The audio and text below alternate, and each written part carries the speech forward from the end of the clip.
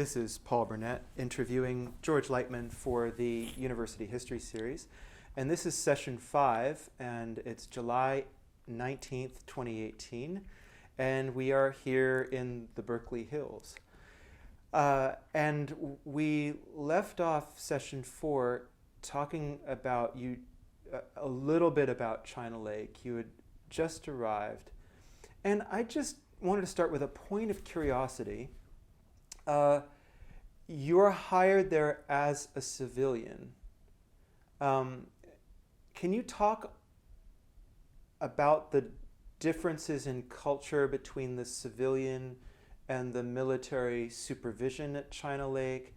And I'm assuming that almost everybody in the civilian had been in the military because you've just come out of World War II and you've got all of these adults there who are probably have had war experience in the military.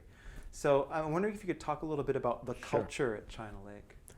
Well, first of all, being essentially an offshoot of Caltech, just as JPL was, there was already a very strong connection to civilians.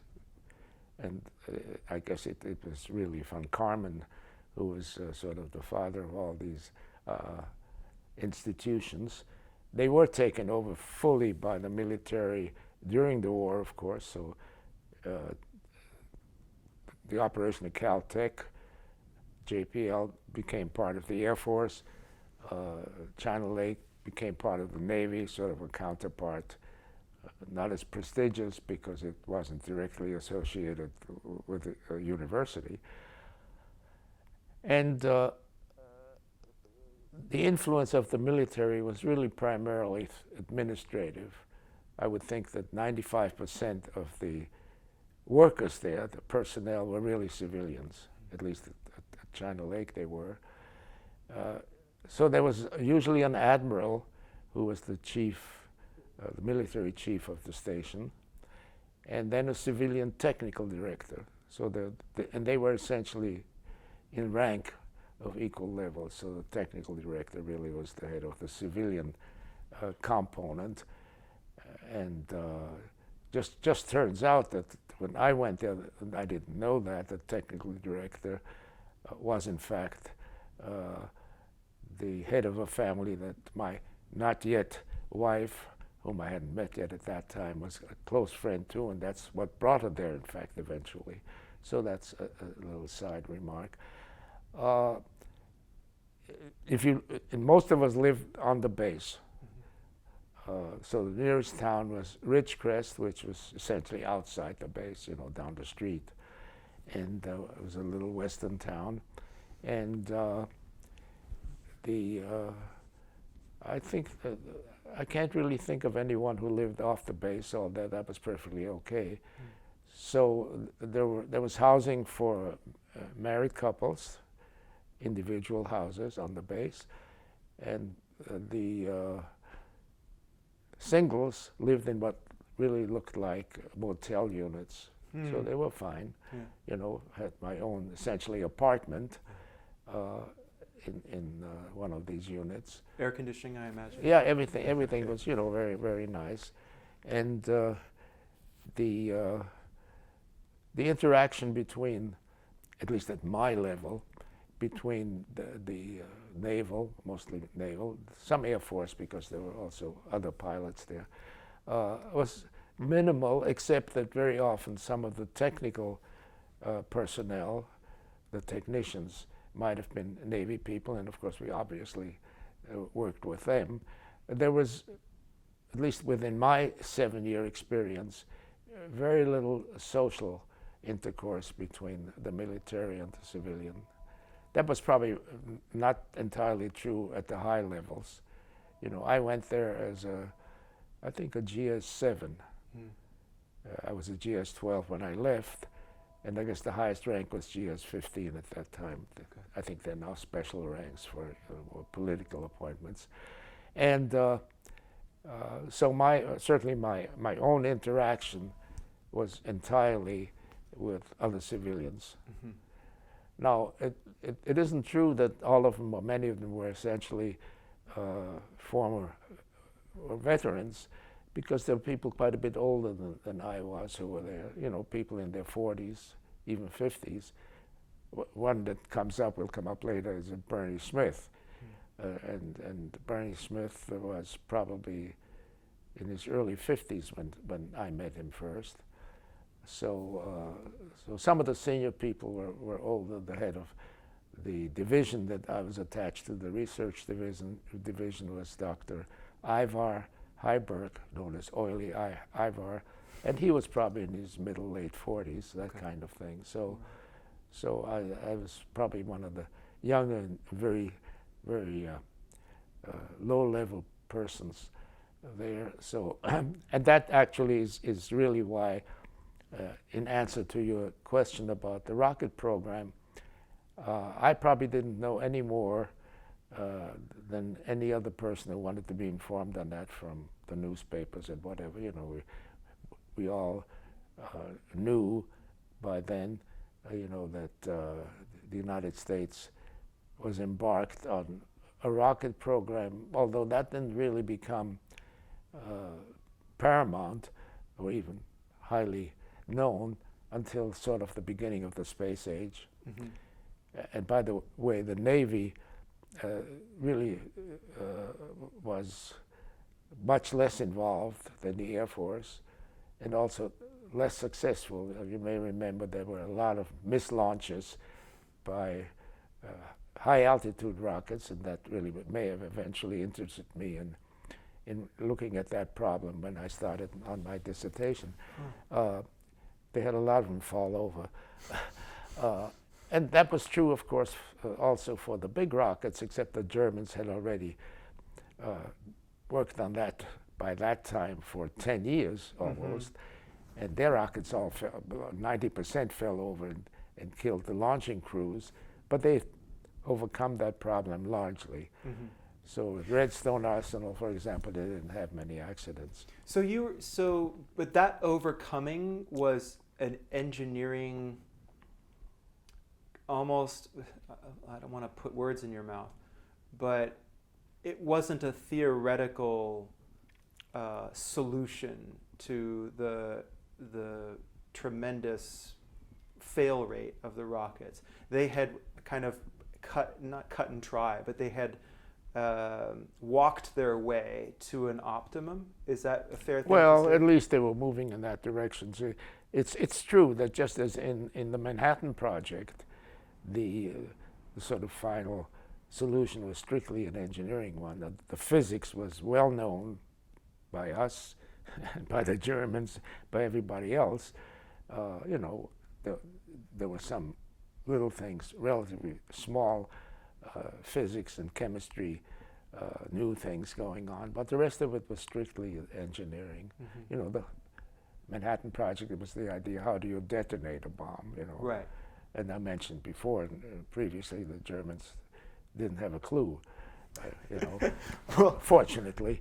I mean, it's interesting you should say that, because I think the Naval Ordnance Testing Station was originally supported by Manhattan Project funds to develop the explosives that would achieve criticality, that was the original purpose. Yeah, I didn't know that. Yeah, you know. Isn't that? We found that out, I guess, when you started reading the history of, which is only now 6 months ago that we even knew about that. Right. No, I started looking, mostly thumbing through the book on the section of my tenure there, so 50 onward, and the previous history was completely unknown to me. Yeah. There was no attempt even to tell us about the previous history. You know, no, need to know. No, right? and you know, there wasn't a brochure saying we started in the 30s and blah blah blah. All this was, you know, really, and so the place where I worked was a laboratory named after Michelson, who was the first U.S. Nobel laureate in the early 1900s. And it had a number of divisions, and I happened to be put in the research division, research department, I guess, division, yeah. But there, you know, there were chemistry and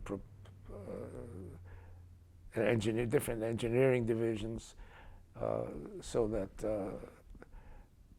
I don't know why I got put in the research, but that's what they were looking for people. I guess it's that simple. Was there any kind of well, you were recruited, so they knew what level of mathematics you were proficient at. Yeah. So they you were know, you had to already fill out a lot of forms, and they came to places like Columbia and probably obviously Caltech and other places looking for people. Whether they saw any great need, you got to remember this is just prior to the war in Korea. Whether there was some idea that there was a need for things that eventually were developed there, I suppose at very high levels this was probably already in the plans, so that because the sort of routine weaponry that was already well known, and it was in fact considered there because it was called the Naval Ordnance Test Station, so it didn't say development or anything like that. So it sort of grew into development from really just a place where there was testing and improvement, obviously, modernization and new ideas brought in, but certainly not as a research station. I think that came about just about the time I went there, that it became a research station. That seems to be right. The Bureau of Ordnance made China Lake right around the time you're there, maybe a year after, possibly. Made China Lake responsible for the technical direction of all rocket research and development for the Navy. Right. So that's where it's happening. Yeah, and so that's probably why they were recruiting people, I suspect. That would make sense. You know, and in different areas, you know, ranging from propulsion, chemistry, you know, that kind of thing, all the way to control and optimization, which wasn't really called out that at the time, but what you might call systems theory. It really dates back many years, that whole area, because even in World War I, that was an area of great interest. And Norbert Wiener, for example, certainly a well-known person, he was, in fact, an officer, a second lieutenant in the Army Ordnance Corps during the First World War, to work on artillery, you know, aiming and making artillery more precise and that kind of thing. So that's a field that was certainly considered by the military already in the First World War. So this is really a continuation of that as wars come and go, as they do a lot these days. I was at a level where none of that kind of thing was even considered by me, or even made known to me, or even mentioned, because, you know, that's not what they hired me for. No. So and there was very little, and that's true in other fields I was in, like the CIC. Very little of giving you background and you know, introducing you to the field and the requirements and all that very in a concrete way. You know, you sort of grew into it by osmosis. And I think the same thing was also true in China Lake. Right. You know, they didn't say, no, that's what I want you to work on.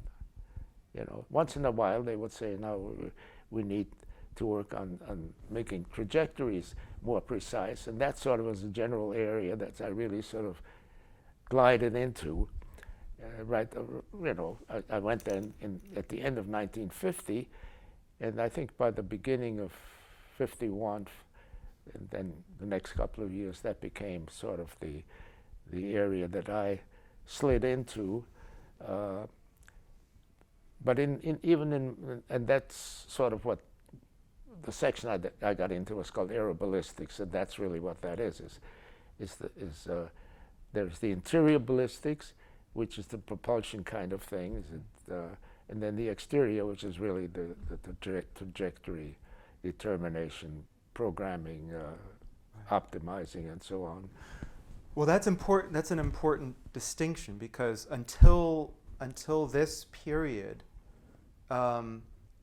military forces had been interested in trajectory of projectiles for a very, very long time. That was the big science of in military history. Right.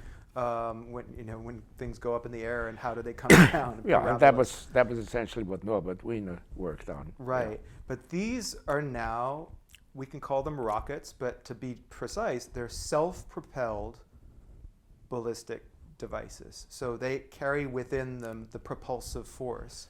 Yeah, and that can be then used in a way to influence the trajectory. Right. And that has enormous consequences. And I don't think this is a stretch to say that it's more complicated. Than an artillery shell, for example. Yeah, it's true, certainly. You have more to work with, and so to influence things towards the aim of that piece of equipment, you have more possibilities and therefore more ways of exploring and developing. That's certainly true. There's also the whole idea that these are much longer range sometimes not, so that you have considerations of, for example, using the propulsive device in a more economical way so as to maybe use less fuel and then have the possibility of a larger payload. That's why the V1 was really in a sense of failure, because here was this huge vehicle with an enormous fuel supply and the payload, which was just a small percentage of the apparatus that took the vehicle there. And then it becomes important to say, so what can you do to increase the payload vis-a-vis the initial weight, which is essentially the fuel, the propellant. So that brings in another area in planning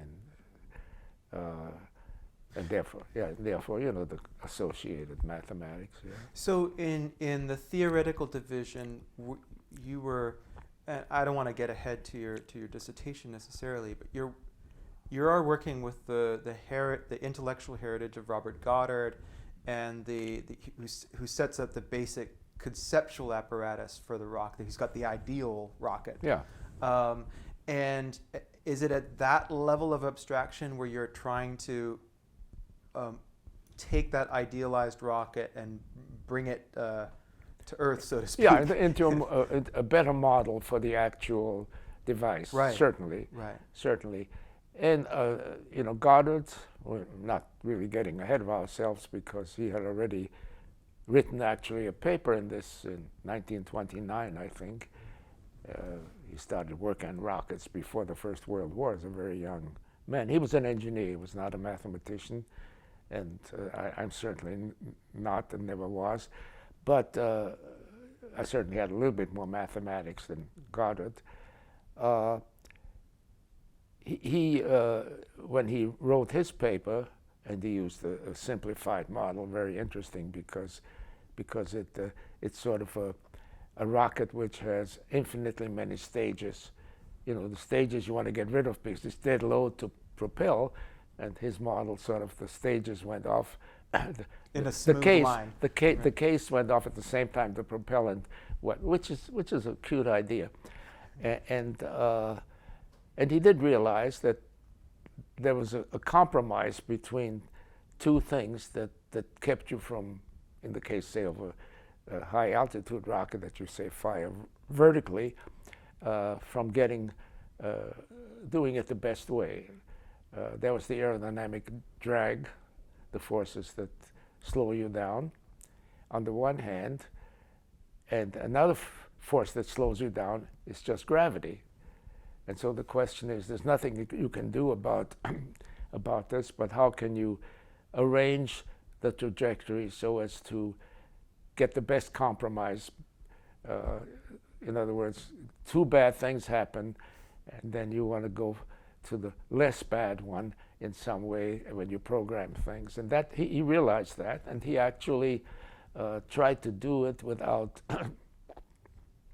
classical mathematics by arguing that you divide the trajectory into short time periods, and during each period you assume you have constant acceleration, and then the question is, how do you divide up these things for every stage? In other words, change the acceleration, which would be the propulsive part of the system, to best divide the two bad effects.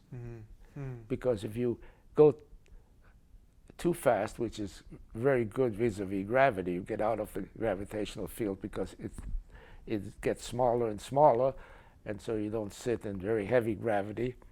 But then you go too fast, and then the aerodynamic drag goes up, and that kind of compromise is really sort of the basic idea of optimization in that particular problem.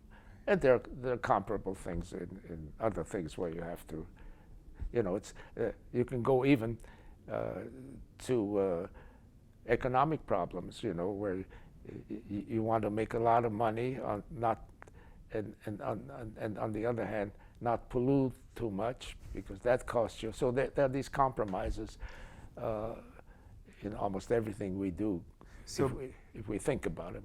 So benefit cost analysis can be part of that. Yeah. And in the history of economics, a lot of those key figures, a lot of them are inspired by John von Neumann. Yeah. And so there is a kind of lineage coming from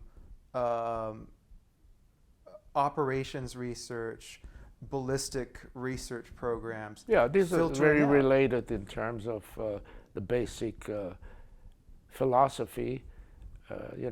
Criteria are different, but so that's probably not jumping ahead. I became interested later on in other things than aeroballistics. So I began to work on this, so it's really early in 1951, because the first couple of months it was, just getting used to the place and stuff. And there were other people, some about my age.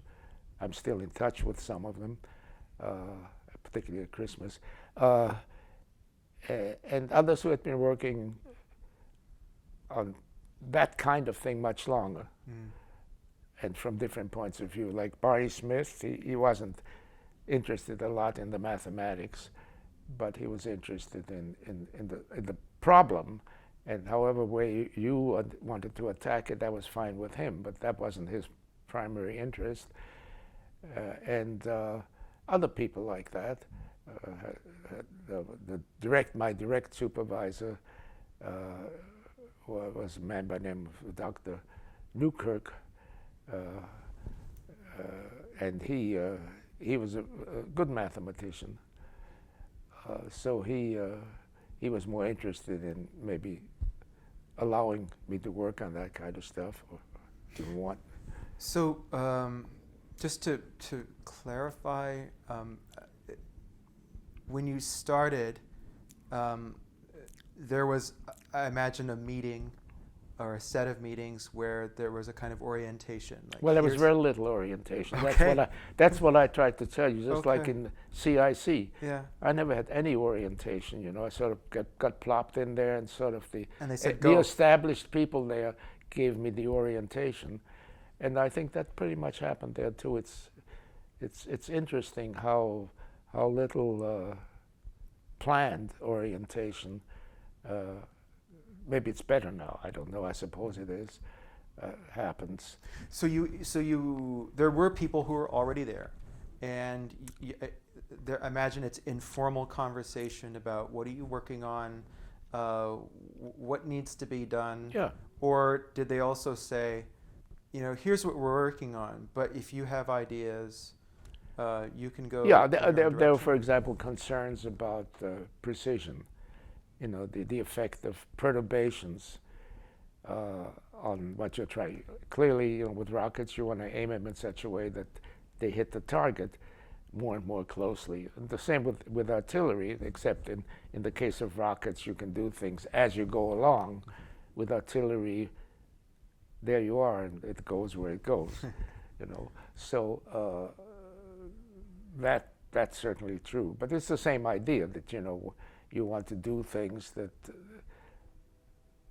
that do things better, that, that in our case come more closely to a target, or to carry a payload to some other mission, as in the space program. And all that in the end fits together. So the question was, and you could do that in optimization, which was essentially, when I got there, still the calculus variations. There was no Padrian maximum principle in existence yet. Maybe people had thought about it, but it hadn't been published or anything. And maybe use the theory then to say, no matter what you want to minimize, which is a function of of certain things, that some of which you can manipulate, others they're part of the physics and of the chemistry of the problem, and then you say, well, in my particular case, that thing I want to minimize or maximize, maybe minimize fuel consumption or maximize a payload or a combination of things. But the general theory would allow you to say, well, I have so many variables that I want to influence, and then depending on the class and what kind of variables they are, the theory fits in the sense that one of those variables or number of variables are what you're interested in. So the more general you can make it, because very often at the beginning you don't know all the things you want to do, that made it useful for someone to look at problems in a more general way of saying, I have one particular system and I want to do that. And anyway, that in the research division you could do that. I think in the more engineering, direct engineering ones, of course, you are stuck with what you got. Right, right.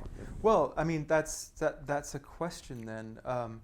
So when you're talking about working out a theory, you're talking about making decisions about what variables you want to focus on in your formula, developing the formula and plugging in some numbers and seeing if it works. So well, there's no experimental relation, in other words. No, but there's a theory that says if you do this kind of thing, then you will minimize or maximize the variables, the end values, if they are over time,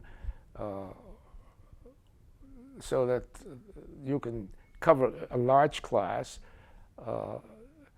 You can also say what kinds of physics or physical objects can you model for which you can develop a theory, and that's sometimes very, very restrictive, sometimes overlooked, and right at the beginning I ran into this, even a semantic problem.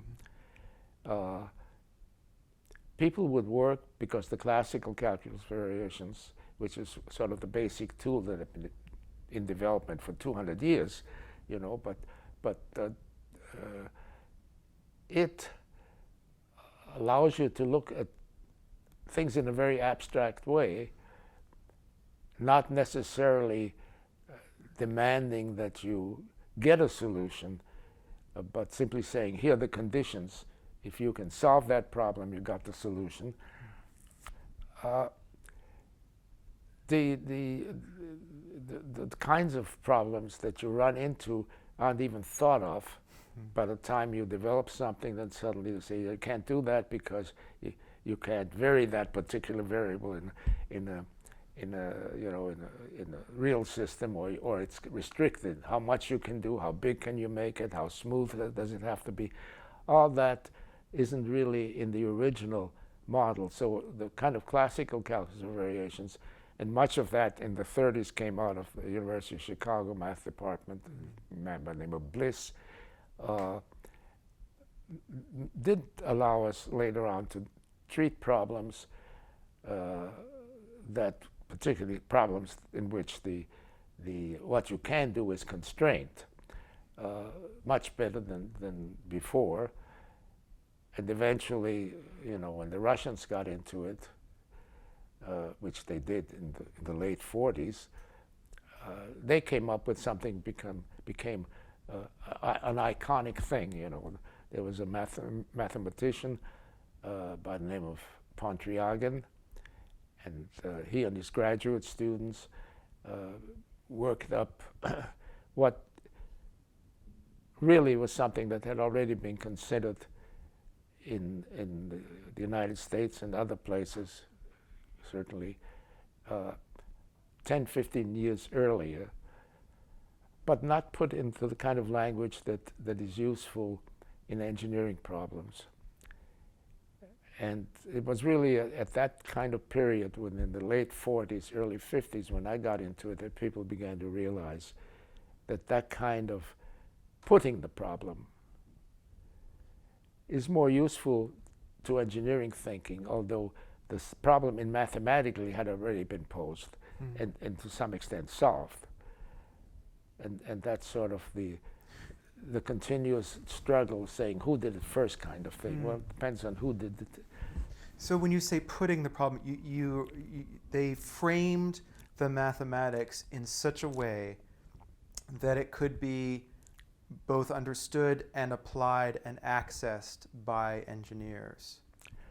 Well, it's framed in such a way that the engineer will understand better what you're trying to do. And I think that later on my dissertation, I was looking at it this morning when I found a misprint. I dealt with two models, the simpler and the more complex model.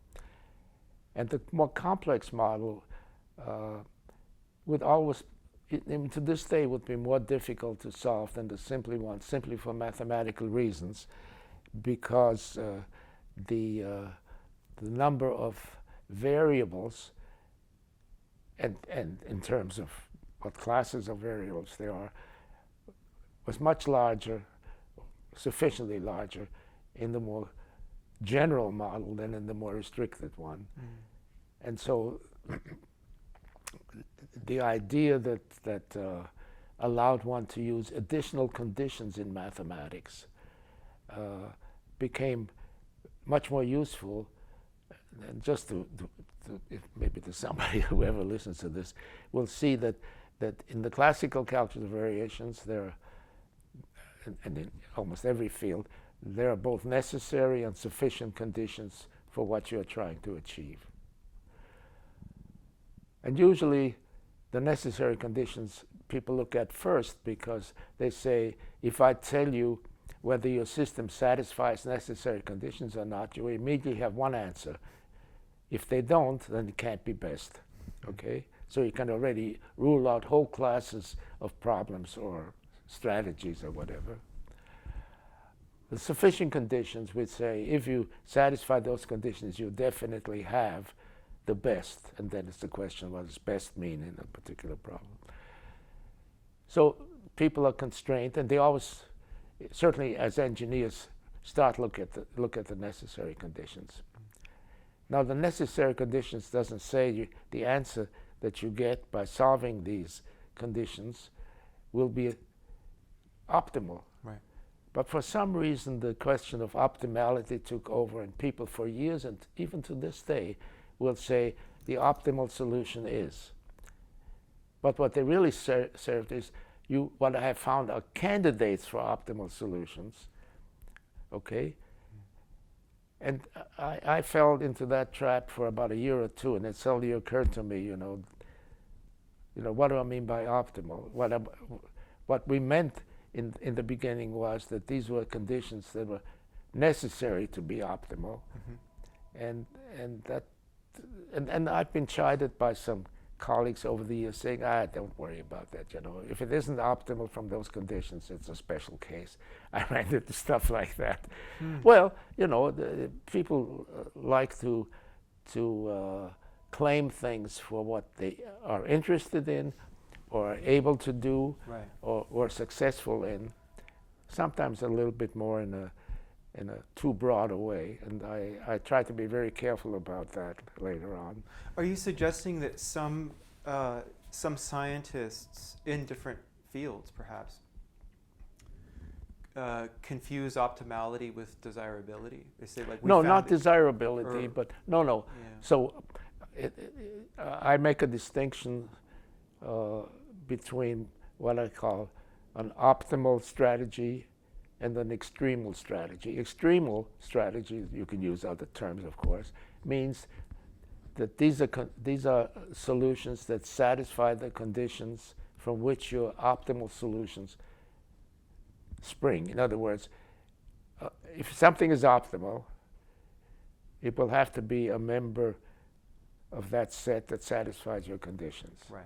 But it doesn't mean it is optimal, okay? Okay. And so you'll get a much larger basket to take strategies from, because there are, in many cases, many more solutions that are extremal but not optimal. Right. Okay, and then there's, particularly among more engineering directed applied mathematicians, there is that desire not to be diverted, or saying, well, those are special cases. If every one of those is either an optimal solution, or if it isn't, there's something crazy about it, that kind of thing. Right. And I used to have discussions with even friends of mine, some at Stanford, and they think that I'm, these people, I guess, those people, they sort of feel that I'm pedantic. And I'm willing to admit to that, Actually, what I'm really saying is that I want to warn my reader about what I'm telling him, that this may not be optimal, okay? Yeah. And if you're smart, you will advance the theory and come up with more precise ideas. And sometimes I did, sometimes other people did. Sometimes people proved, in fact, that what is only extremal is in fact not optimal, or in fact even the other way around. There are cases in control theory where you come up with extremal solutions, and they are in fact optimal if everything is exactly precise. But if you make the smallest perturbation, what was optimal is now suddenly pessimum. For example, I have examples in my book, it's not my own example, but I quoted, of a system in which if you have exact ways of applying the strategy, and this is, say, minimizing the time to get somewhere under certain conditions, it'll be optimal, because it will truly minimize the time for me to get to here or there. But if you make the slightest mistake, for example, have a small delay in your strategy, it now takes an infinite time to get there. You never miss your get connection. there. Well, it begins to go back and forth and never Right. get away from that point, see? Right. If you go along and now you change your strategy and you change it properly, you will get to that place in minimum time. But if you get here and now change the strategy, but you have somehow delayed, no matter how little time, you will suddenly have to go back and forth at that point to satisfy the necessary conditions. Right. And now suddenly you never get there. And that happens. And presumably, the more conditions you have to satisfy to reach an optimum, the greater the chance. That possibility. Yeah, and it has to do, I guess, with stability meaning, how much you can rely on what you're doing in the mathematical sense. Those problems that have that property of suddenly, making the best the worst, are unstable in a certain functional sense, because a very small perturbation really screws you up. And so you have to build that into the possibilities. So that sounds so particularly appropriate for rocket research, because you can imagine, or not imagine, we have all of these cases of the incredible complexity of getting a propulsive or propelled projectile to go where it's supposed to go in exactly the right way. There's so many different things that can go wrong at each point of its trajectory. And from my limited knowledge of space programs and things like that, there was this tremendous effort to build in redundancy around your choices, so that you minimize, even if you were to have these kinds of perturbations, there would be some kind of counteracting thing that would preserve and that stability. in turn points up the importance of being able to sense, to measure what is happening, because if you suddenly realize, this is happening, you can now do something else. Right. You don't stick with it. Right.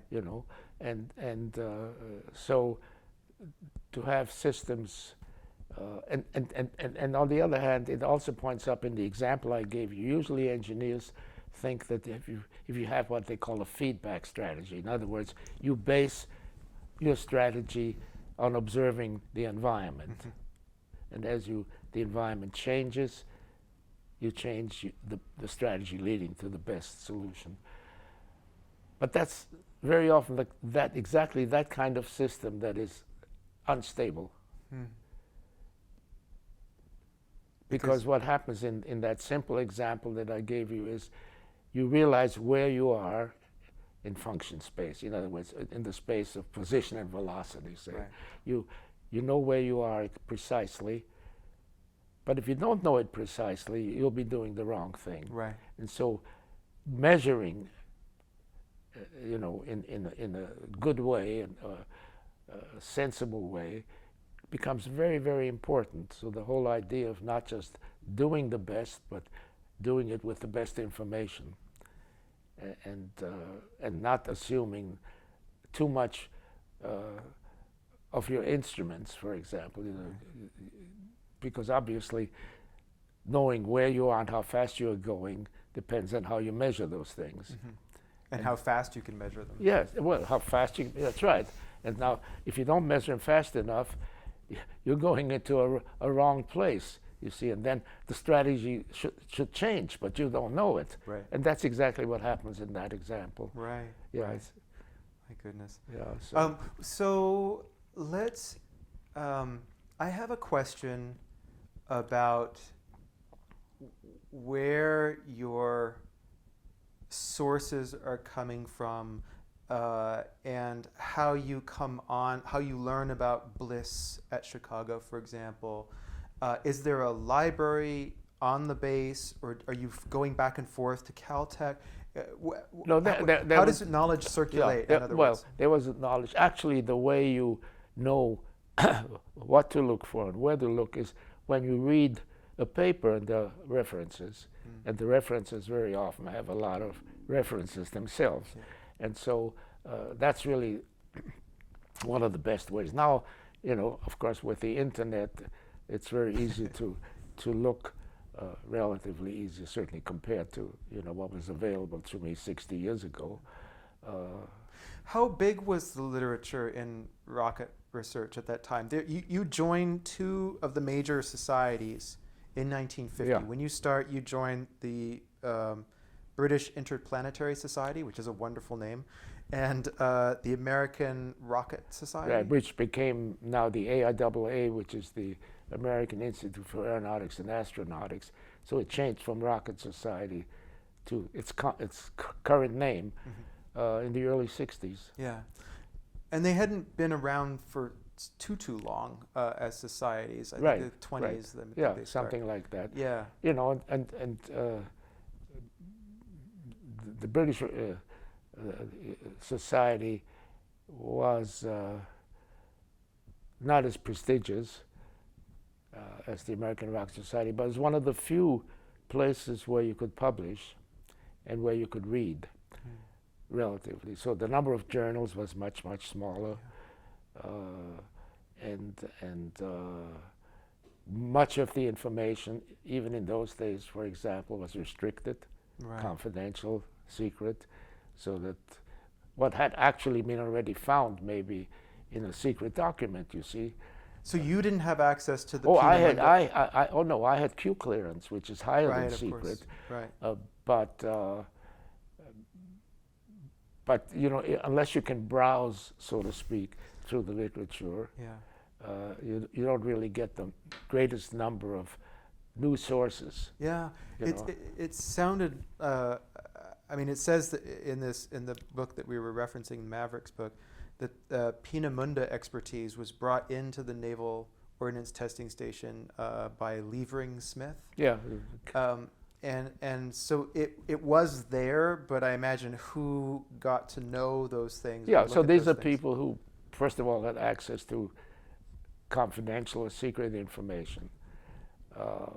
Then he could bring it to China Lake simply because, again, everybody there could work on that stuff. It was clear to do it, okay? But it wasn't in the open literature. Right. Yeah, that's the point. Right. And very often,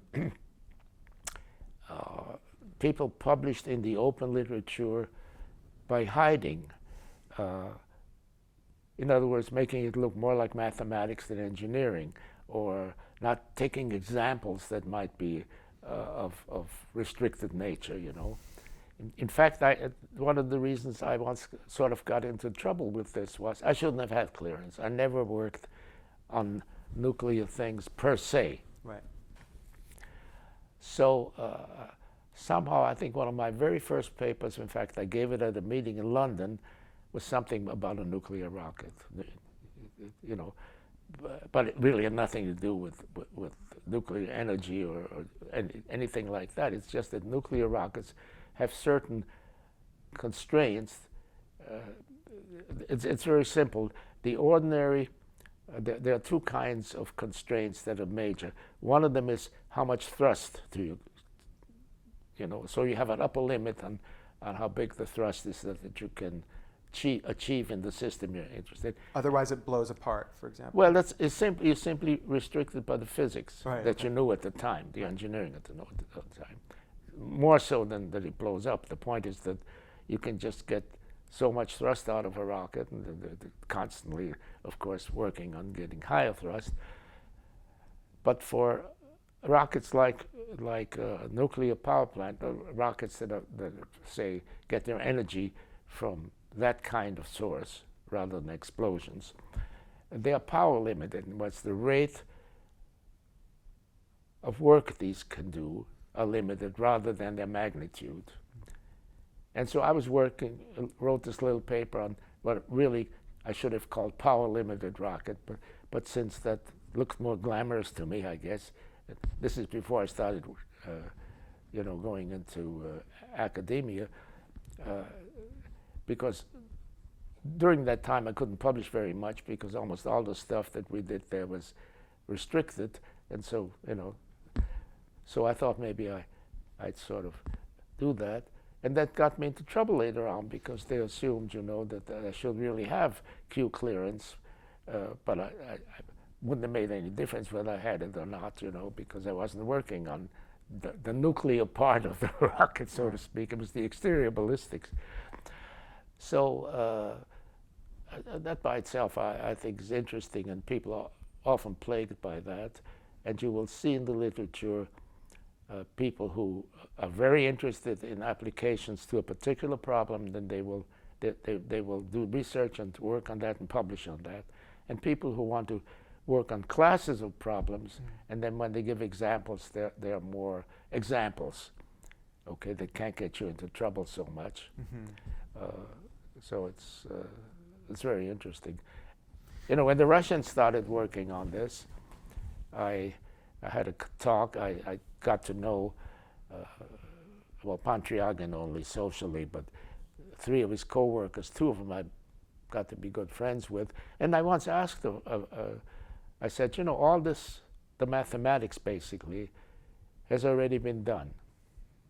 By that time, I was told, particularly by mathematicians, there's nothing new what Russians are doing.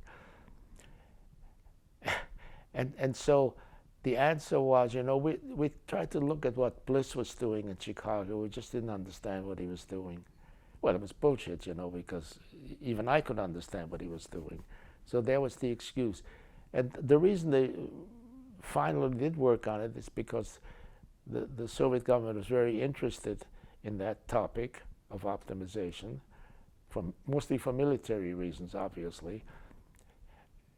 And they were told, if you have real progress in this field, you'll get the Lenin Prize. And so that really pushed them. And so they didn't really want to look too closely at what had been done before, kind of thing. And the way they put the problem was very helpful. Now, we had already done it, 2 or 3 of us in the States, by not exactly the same way, but what they call control variables are the variables in the differential equations that don't appear with their derivatives, so that you can choose them. Because the system is a description of the dynamics of that appear with their derivatives, so you get differential equations. And then there are some variables we used to call decision variables or strategy variables. Different people that I worked with and knew had sort of different names, but that's what the Russians eventually called. The engineers loved that, control variables, So it's the same thing? It's exactly the same thing, okay? Now then, you can, however, get more, because the major sort of condition, overall condition for optimality is called the Padrian maximum principle. So there is a function that involves the ordinary variables of the system and the control variables, and then a certain function of those variables have to be maximized to be optimal, namely the control variables. So at every point you have these variables that have to belong to some constraint set. You can't have infinite thrust and all that. And then you can say, okay, now that function, called the H function, has to be maximized at every point of the system with respect to those control variables. One of the most classical conditions that says that is called the Weierstrass condition, which was already known in the 19th century. So that H function is the E function in the classical theory, and in that case, again, nobody talked about control variables, but the derivatives of those functions that are don't appear in the equations would have to be maximized in the Weierstrass. So it's exactly the same condition when you write it down in modern language. It's the maximum principle. Okay, so there is, and then there are things that the Russians have done in addition, and other people, of course, but basically there is no difference between that 19th century condition and Padrian's maximum principle, which is the H function, And so it's the old question, who did what first, in a sense? Well, it depends in what sense, Right. Now, you mentioned the Russians got going on this presumably later than you did. No. So The Russians had obviously the first mention of Padrian's maximum principle was later. Yes, much later than when I looked at it. But it was. But in terms of the decision variables, and that I already have, and so did other people, papers in the late 50s. Well, the late 40s. Right. Right. And so the Russians have obviously their own rocket program, and in fact, now were Katyushas used in World War II? The Katyusha rockets. Yeah. And so they would use them in the bombardments of the cities, and Yeah. they were wildly inaccurate, but they were big batteries of them. Yeah, they were massed rocket barrages. So they had a rocket program, and they also took folks from Germany and sort of brought them into their own research program. So. Well, not really. When you say from Germany, I don't know. Certainly, by the middle 30s, Peenemünde was in operation, 34, 35. And by that time, there was a strict separation between Nazi Germany and Stalin's Russia until they got together for a little while. Right. And so I don't think there was much exchange. Right. No, what I guess is sort of interesting is, because I asked this particular man I talked about, his name is Lidze. He was one of the 4 authors of the book that Russians first came out with in 1960 or 61, something like that. And I said, his first name was Revas, I said, Revas, what made you work on this problem? Oh, he said, because we tried to find out, and then he winked at me, we wanted to find out how as little fuel as possible in our airliners, Aeroflot was really the outfit. Well, Aeroflot couldn't care less, it was, of course, the military, but he said, that was really the reason we went into this work. Wink, wink. Yeah. Yes. So you are drawing on the research of G.A. Bliss at Chicago, and you're beginning to explore these questions of the initial mass of the rocket. Is that so these questions come to you before you get the idea to go to school? Is that right? These are problems that you're working on. I was already working. No. In fact, the reason I did a fairly fast job on my dissertation was that first of all, I already had picked the topic, which is sometimes a long process for people, and secondly, I had started to work on it. Yeah. So that helped a lot, no question about it. Yeah. It took me a total of, you had to register for 2 years in a doctoral program. That was the minimum time, so you had to be a student for 4 semesters. And usually, and I had a master's degree, but that was in physics, it usually, in those days, took about 5-6 years. Right. And it took me 2 years. Mm-hmm. And in fact, only 1 year on campus, because the second year I spent back on the job. So that wouldn't have been possible, without a little bit of initiation, I guess, maybe you might call it. Yeah. Is this the right time to talk about that opportunity? How did that come about? Well, let's see.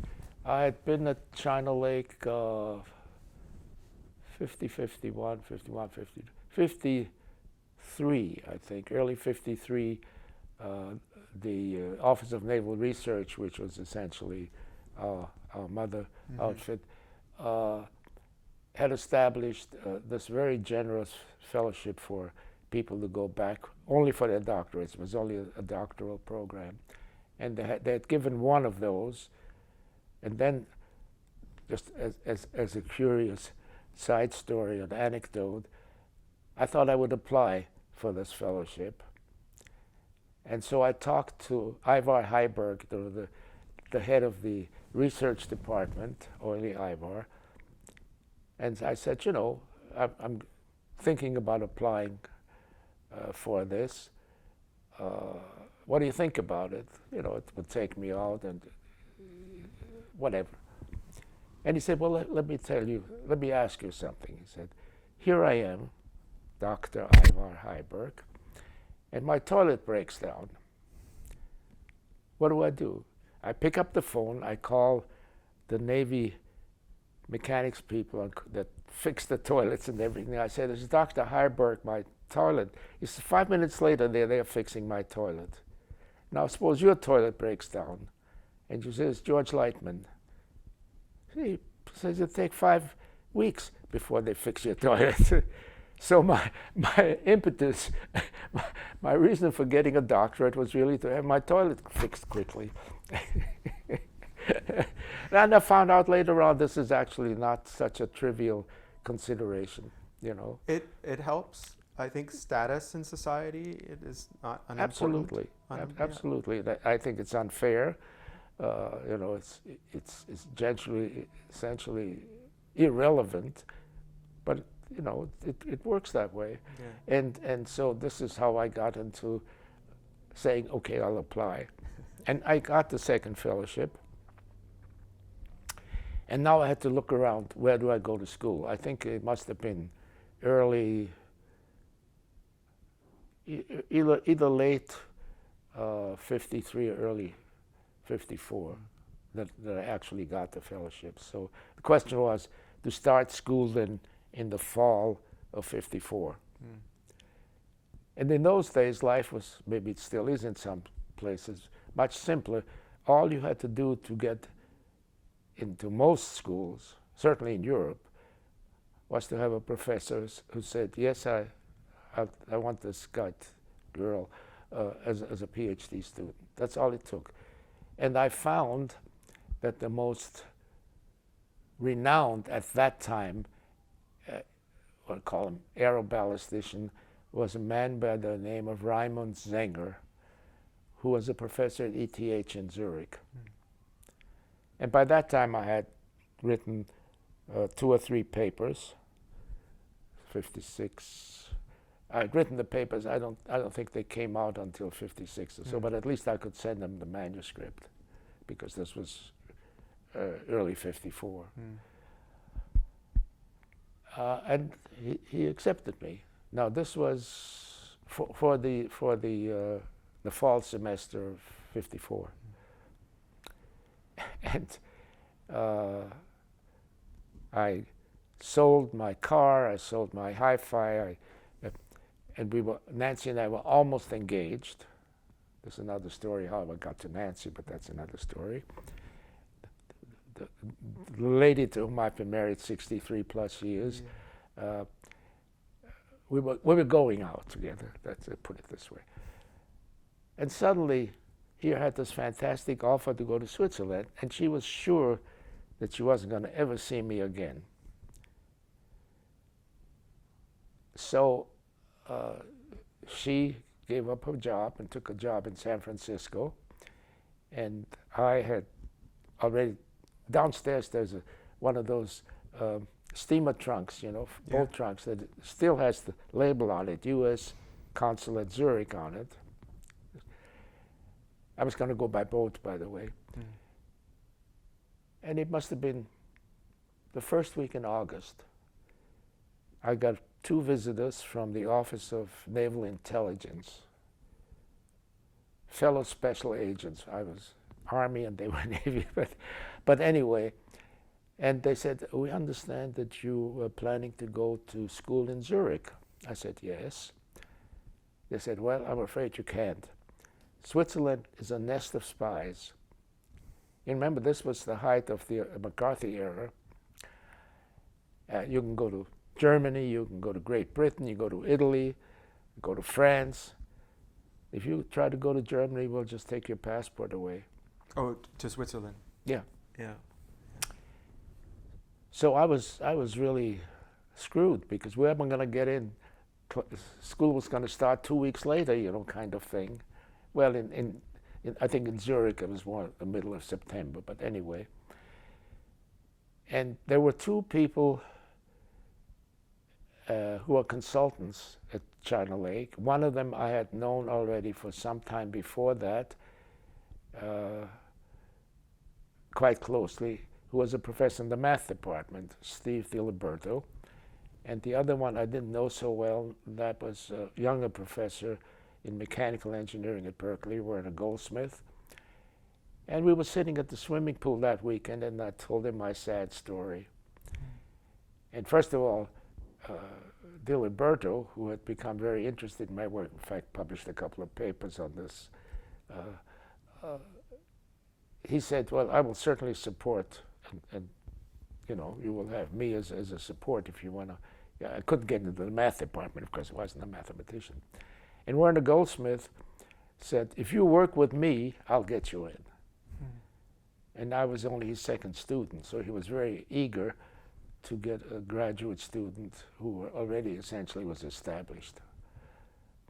I don't think he really had a clue about what I was going to do. Really, he worked and became famous in collision problems. So sort of the father of collision mechanics at Berkeley. And that's how I got in. In those days, it was possible to do that. The deadline for applying at Berkeley was long gone. You know, it was like April of 54. You know, it's April 15th, I think, is when you have to have it in. And here it was August. Right. Now I got in. Yeah. I think that wouldn't be possible today, you know, because there's an admission committee and all that, blah, blah, blah. So that's how I came to Berkeley. And so that's how I came back to Nancy, because she was already in San Francisco, and 2 weeks later, here I was in Berkeley.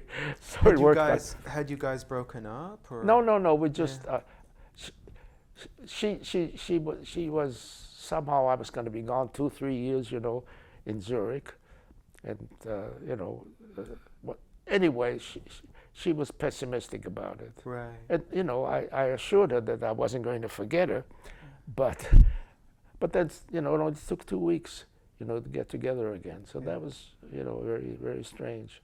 Well, let's just follow that through. How did you meet? It was through someone you were working with? No, Nancy had very close friends when she was at Cambridge in Boston, that Cambridge. She did her graduate work at Boston University because she couldn't get into Harvard. She was still peeled about that. Radcliffe, I guess. Right. And she lived in a co-op house in Cambridge, and a couple also lived there. They became very close friends, the Bothwells. And it turned out that he became the technical director. He got his PhD at MIT, with Norbert Wiener, by the way, and small world. And they were very close friends, and she had finished her graduate work, and she was had just come back from France, where she was teaching at a lycée for a year, and she said, I'm going to take a trip through the United States with one of her friends, close friends, and end up with the Bothwells as their house guest for a while in California. And then she liked it so much here, she decided, you know, she's going to get a job on the base and stay, because the technical director had a very big house, you know, 5 bedrooms and all that, although they had 9 kids or something. And so she was essentially more permanent than I was when I got in.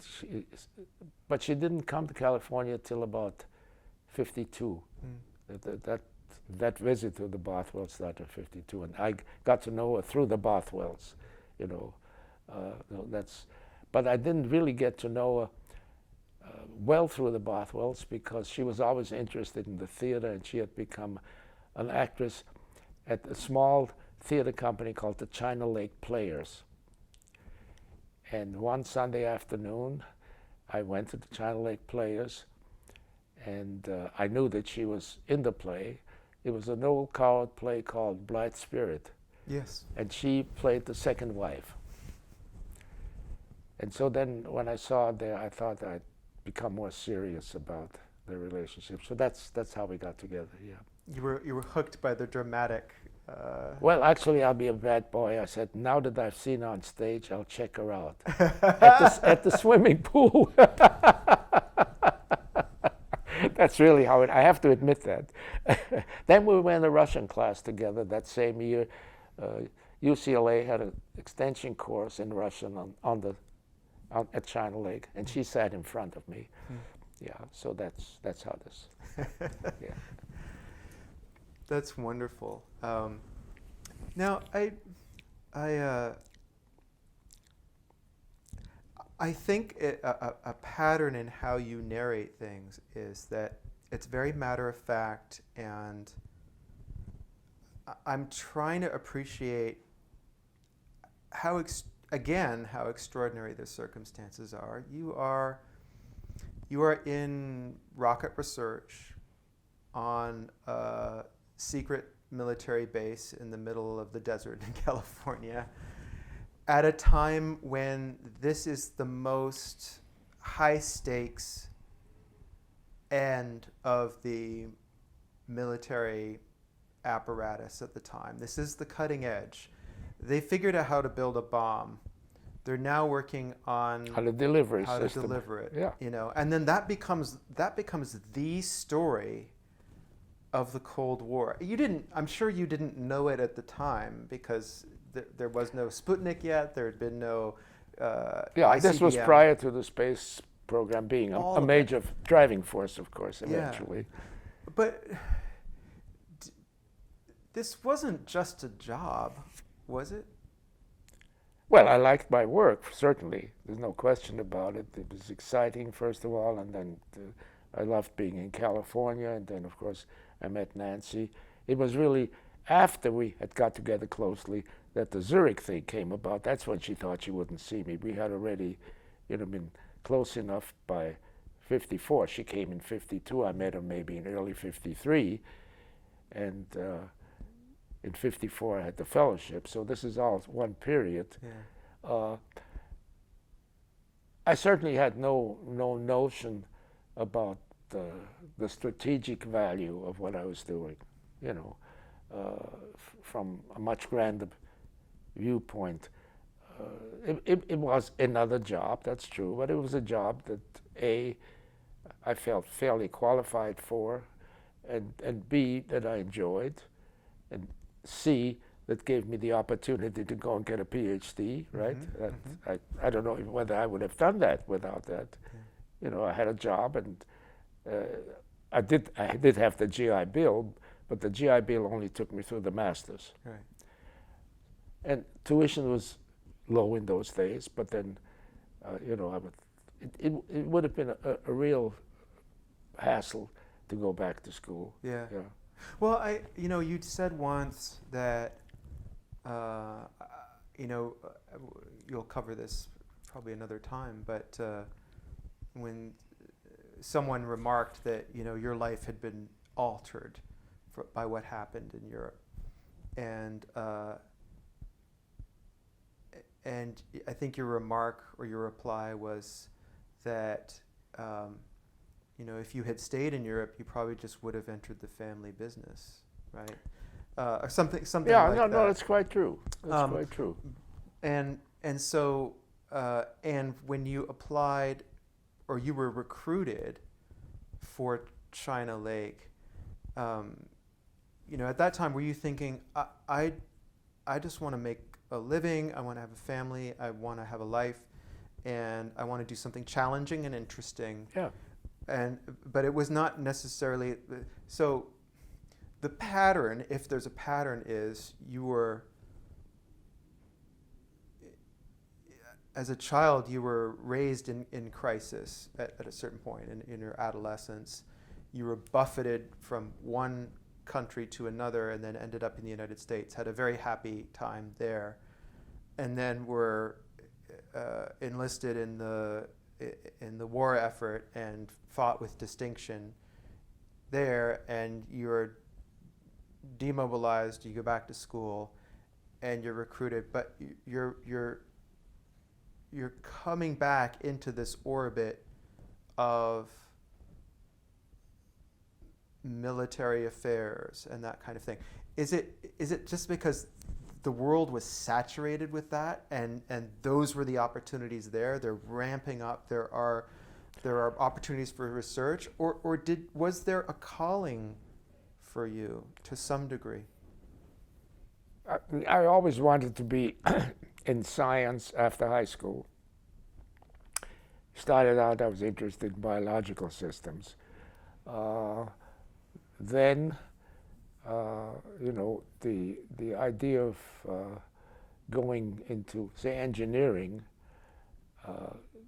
came not much later, because after all, I went from high school into the Army. So I was already sort of pointed.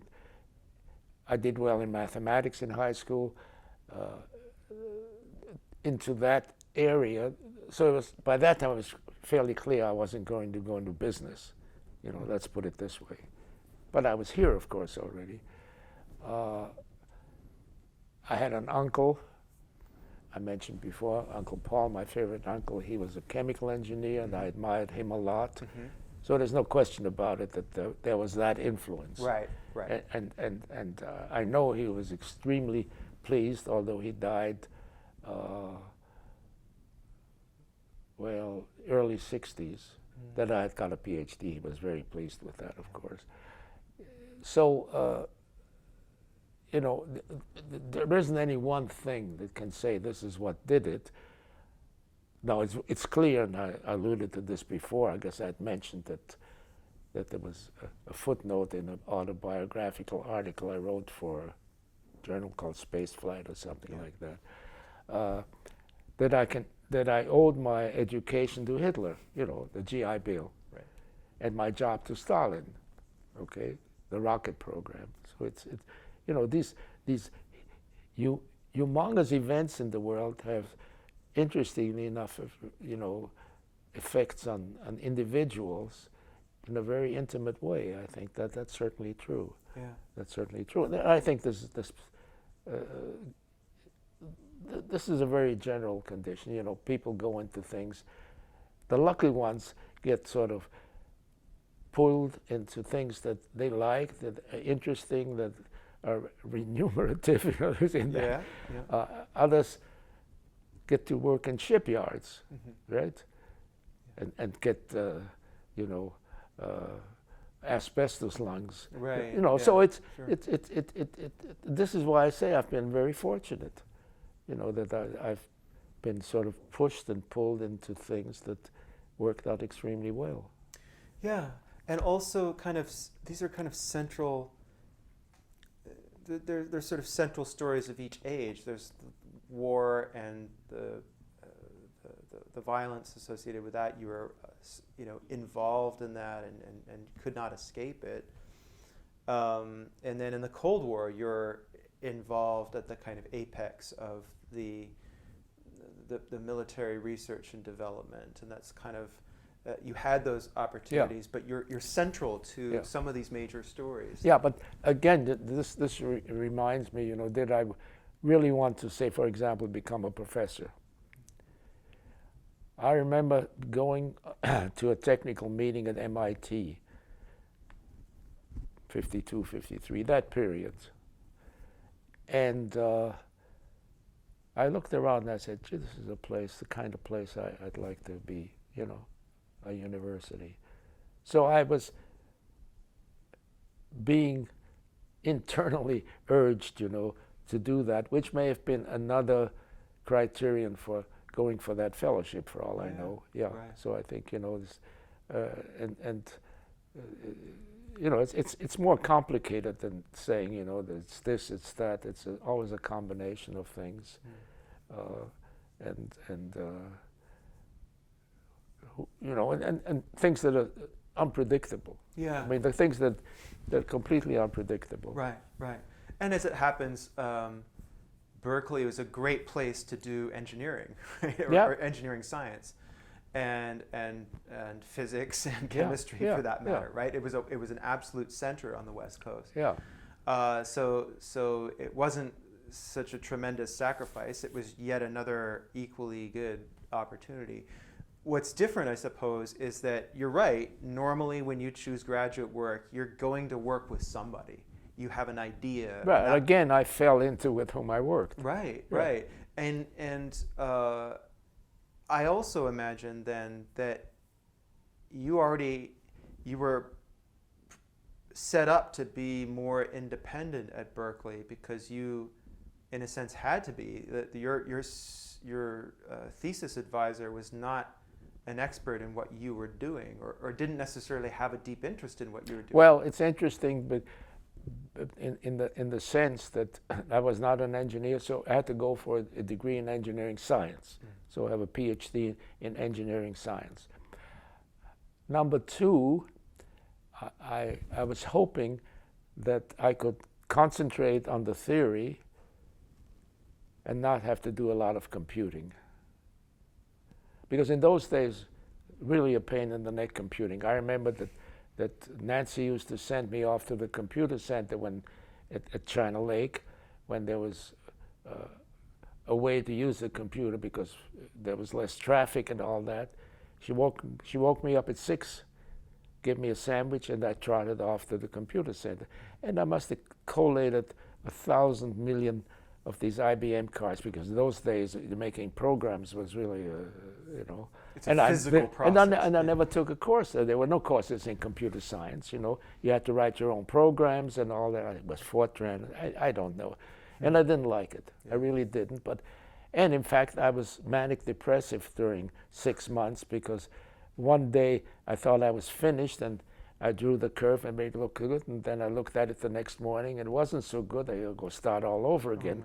I did a huge amount of computing, first with an analog computer, and then it wasn't good enough, and then with a digital computer. So again, I was lucky that I got to the point where a goldsmith would accept the amount and quality of the computing that I did, because he insisted that I do real numbers, and he wanted to see the curves and analyze the system from that point of view, not just give me a bunch of equations kind of thing, Right. So it was, again, Was that valuable to you in the long run, or was it? It was valuable only in the following sense, that I knew that even if I only, then in other areas, did work, I should work both on theory and applications, or at least show that this is useful for a reasonably interesting example. But that I would then, particularly among the postdocs I would try to get those that are very good and eager to do computing as well. And so I did almost no computing since I came here. Right. Yeah, Right. It's very interesting. Well, your dissertation is interesting because it does address, you actually walk the reader through trying to use the analog electronic computer. And it failed. It wasn't good enough. And then you then work on an IBM 704. Something like that. Yeah. And it was a fixed point arithmetic for it. So it was, you weren't able to, what you were working on was too complex and required too much precision for what the available, very good, high-powered computer at the time could do. And your research is actually pointing forward to a time when you would have computing power. Well, that's why I was manic depressive, because it looked like okay one day, and then the next day clearly this wasn't good enough. And I would have much preferred even to do this with an analog computer, because to me, as physically not a mathematically trained person, this was a true experiment. Every time you use an analog computer, you're writing the equations for a real electronic system. So you don't do numerical analysis. What you're doing is physics to get the answer. Well, that's absolutely fascinating. I wanted to ask you about that, because I know very little about electronic analog computers. You write circuit diagrams. That's right. So can you tell me about how the circuits? Well, you start the other way around. You say, I have a certain equation I have to consider, and then find the circuit for which this is the equation. Right. That's amazing. Yeah. So you then, in effect, with the electronic analog computer, you do a kind of circuit design that then the analog computer then right, and computes. then you have to build in the things, the knobs you have to twiddle that sort of are the control variables. You see, so and they just didn't work fast enough. The accelerations, the changes in velocity, and whatever were much too high to do this on just simple circuits. Yeah. It's interesting. In your dissertation, you call for a floating point system that would allow you to compute this. Your colleague Velvel Khan in computer science ends up forcing IBM to put floating point arithmetic into their computers. Yeah, that's right.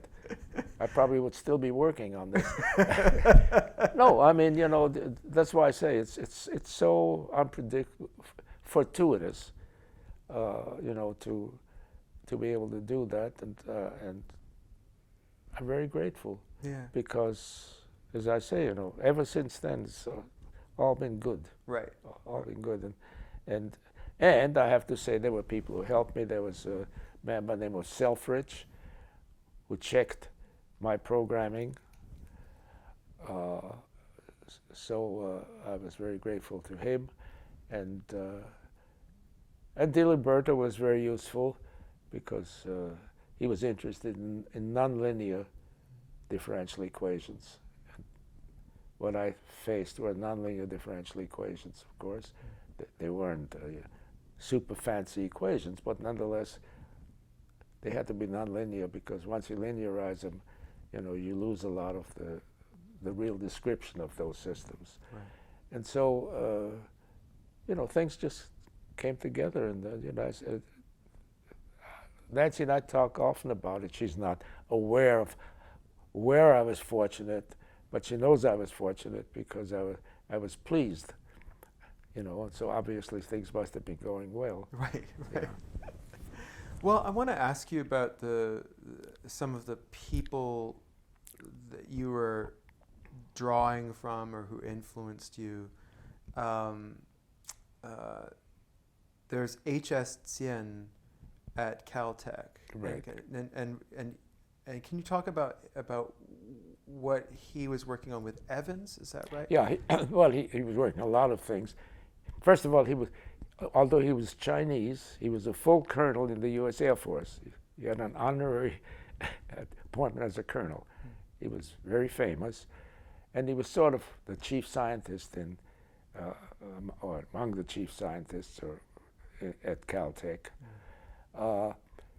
And so I'd come across this paper very early, maybe it's 1951, 52, I can look it up. I guess it's in my thesis here somewhere. That's the page where I found a misprint. Let's see, must be very early.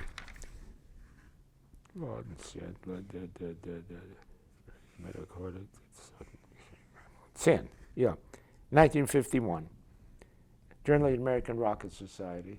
Yeah, so that was one of the things. Tsien and Evans. So when I had, and this was, by the way,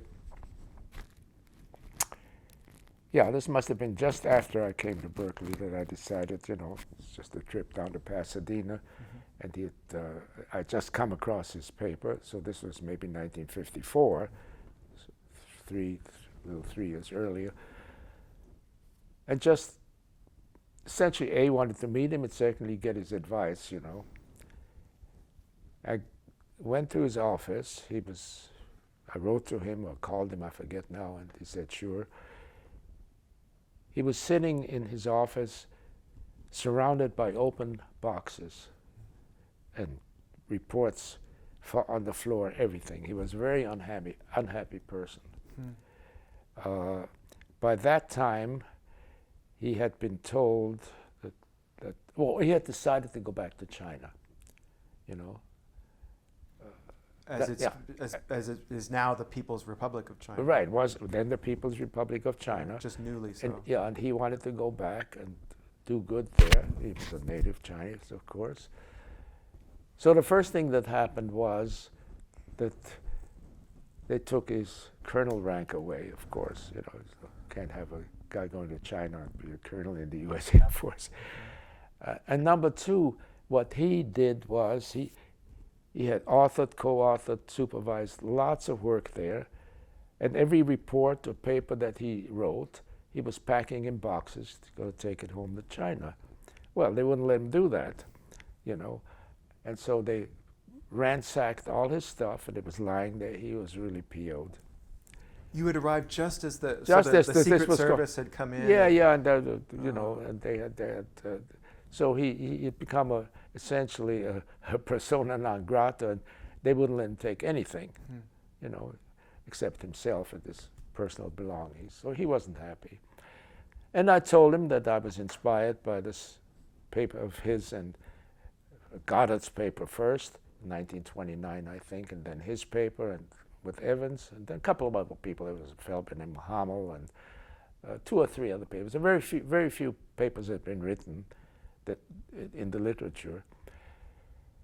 And I think I showed him the manuscripts for a couple of those papers that appeared in 55, 56. And he said, "You're wasting your time." He says, everything, what we now call optimal control theory, but whatever it was called in those days, this was before the maximum principle, so he wasn't aware of Padrians. He says, "I've done everything in that field. You know, there's nothing else to be done." And so it really discouraged me. Yeah. And I was lucky. I decided I'm not going to take his advice. Yeah. No, but no, he was serious. I mean, he was trying to be kind to me. He said, "You know, you're just going to waste a lot of time. You know, you're just not going to get anything new in this field." And he was very wrong. Yeah. You know, but then he very soon after that realized that, because he became really a big wheel in China. You know, he was the head of their atomic energy program. He was the president of their Academy of Science, and you know, so and one of his brothers got the Nobel Prize just maybe 15, 20 years ago. Yeah. Yeah. A very distinguished family. Right. They say the most distinguished family in engineering in China. Yeah. So he influenced you in an indirect way. Influenced you by. Well, I didn't believe him. Yeah. Firstly, because I thought I had already done something beyond it. Yeah. So if I could do it at my stage, there must be more. There's more to it, do. Yeah. Exactly. And there's Bernard Smith, who worked on liquid fuel designs. Was he? He was just a kind of supervisor, or he was quite high up at China Lake, and his wife, in fact, was a secretary in our department, and we became very close personal friends. Very interesting, but strange person. You know, and he became the chief engineer of the U.S. Navy. First, he became the technical director at Dahlgren, which was a big naval testing ground in the D.C. area, and then he became the chief engineer. And he died fairly recently, you know, 5 years ago, something like that. Wow. And Pierre Saint-Amand, he was a geophysicist. Right. Yeah. Right. Yeah. So how did he? How did you? Again, I think it was mostly a social meeting with him and his family. Again, an interesting guy. They had a goat. He had a family. He had a goat, Madame Nu, named after the president of Vietnam, tied up on the apple tree. We did work, from his point of view, geophysics. He was interested in a satellite kind of program, you know. Like a remote sensing. Right, and so we actually wrote up a proposal for was Project Mouse or something like that. Why was it Mouse? Minimal Orbital something US. Something, I don't know. Anyway, it's somewhere in the big maw of the Navy. It never got anywhere. Right. But, yeah. It was. I think you wrote about it in that spaceflight article, that it was somehow connected to the National Advisory Committee for Aeronautics, and then that's as far as it got. Yeah, that was NACA at the time. Right. Yeah. Right. And as part of basically the advanced. Yeah, maybe it was something that came through them. That's possible. Yeah. Right. Anyway, you know, it wasn't our major interest, but we thought it. You know, I got in touch with a lot of interesting people at that time. I still have the letters. For example, I got a long letter from the president of the Flat Earth Society in England.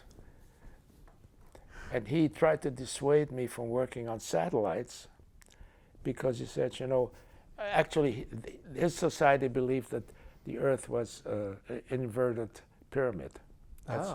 And I was going to hit the Earth, but those orbits are going to hit the Earth. You know, there's no way of getting around that. So, no, it's really interesting. Now, Derek Lawden, one of my personal icons, first of all, a tremendously cultured gentleman. He was a professor, not at Oxford or Cambridge, at one of the big universities. I have to look it up. And he was an early again, about the 1950 period, he wrote some of the first papers, particularly on space trajectories. So going from one orbit to another, that kind of thing. Okay. Yeah.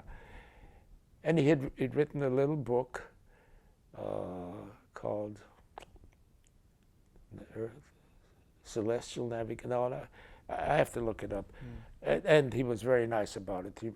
When I had pointed out his little mistake, he said, you know, I could have never written my book without your input, you know. So, but our sort of friendship, it didn't become a close personal friend, but, you know, professional friend, was all by mail. This was before email, of course. So he had written a paper in which he showed that rocket orbits, rocket orbital control, say transferring from one orbit to another via rocket, in a gravitational field. No Earth. I mean, no aerodynamic effects, just gravitation of these these bodies, say the Earth, the Moon, Mars, had the property that no matter what you wanted to optimize, whether it was the final mass or minimizing the fuel consumption, whatever, it was all bang bang. In other words, you always used maximum thrust or no thrust. So either you coasted or you used maximum available thrust. Right. And that's very attractive to engineers, you know, you don't have to fiddle around. A kind of putt-putt machine, right. Basically. And in the theory itself, there are of extremal control, there are what are called singular arcs, in which there's a programmed control that varies with time.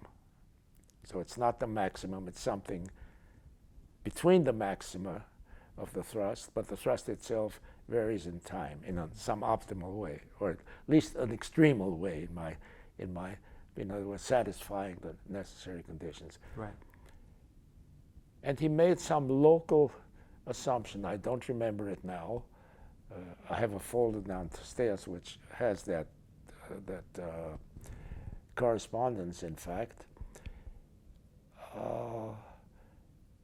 And I said, this is, you know, doesn't seem right to me. And so I said, maybe I'll try some very simple gravitational fields, potential fields, linear, quadratic, or something. And I found out that I could satisfy those conditions for singular arcs on the trajectory and satisfy the extremal conditions. And that's what I wrote to him, okay? And of course, he was smart enough to realize that immediately where he had made his little mistake. But it was a big mistake because it made the difference between the possibility of not having that nice bang bang, we call bang bang control, which is very attractive. And then he said, well, if that's the case, let me take some actual gravitational field models and try it and see whether you can satisfy those conditions. And he could. And then he found something called what was now known as the Lawton spiral, a trajectory which takes you along an extremal arc with a non-bang bang control. And to this day, people haven't proved under what conditions they're optimal or not. There are a few cases where you can show those are not optimal, but in general, that's still an open problem. Yeah. So that was certainly an important influence on me, and we kept corresponding. He then moved to New Zealand and became the chairman of the applied math department at Christchurch University in New Zealand. And then I got to be a member of the PhD committee for his son there. So, you know, we got to be that fairly close. Then in 1962-63, he won the major award of the American Rocket Society, their big medals.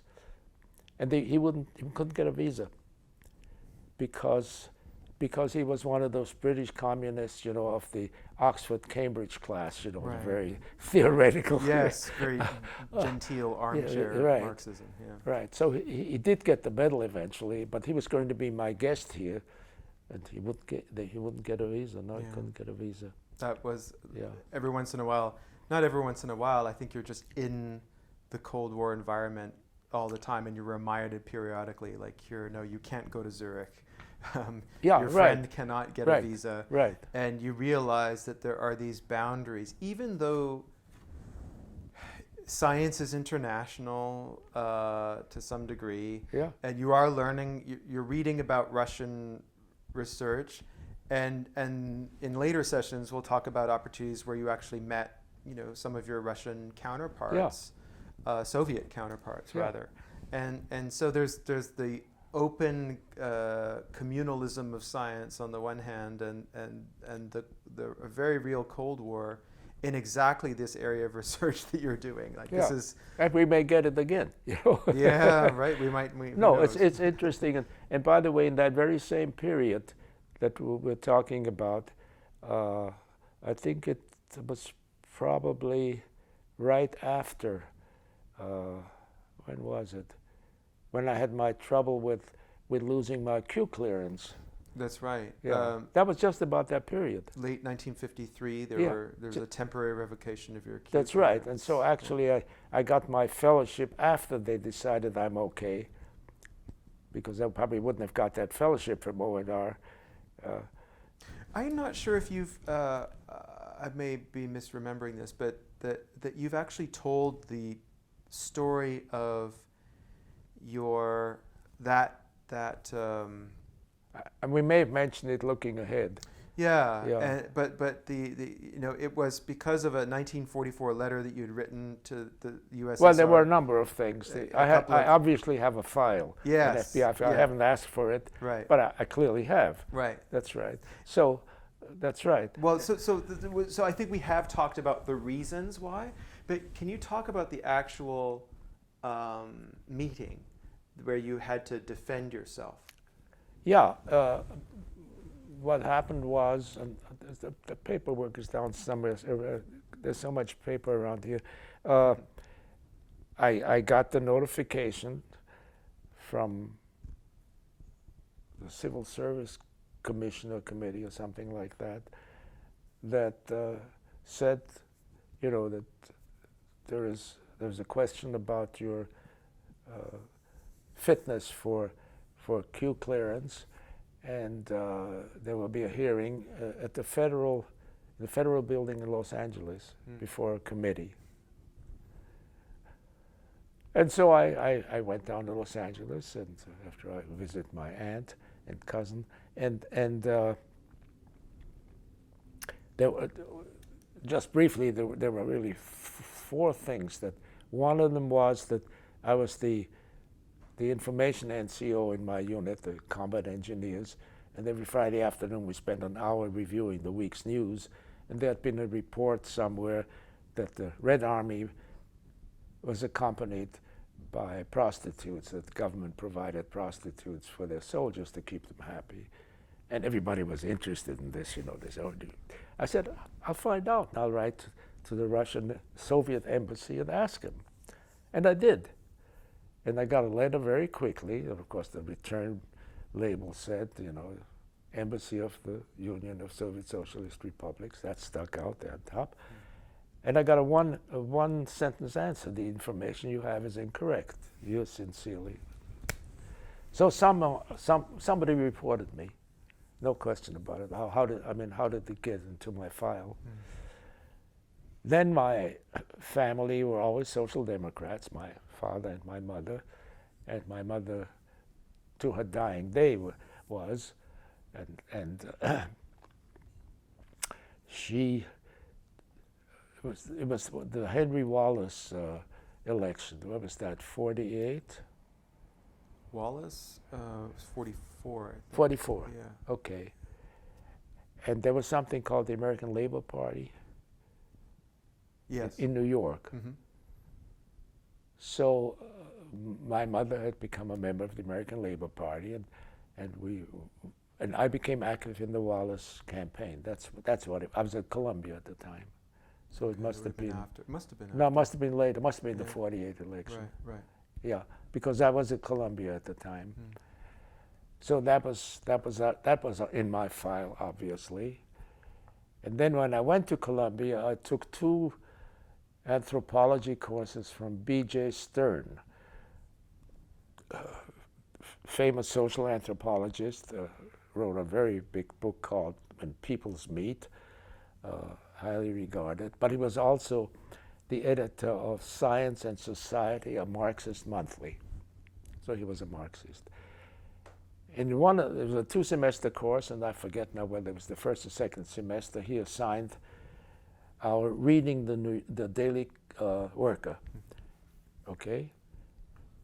And instead of finding it in the library, I actually subscribed for it for a semester, okay? That was on my file.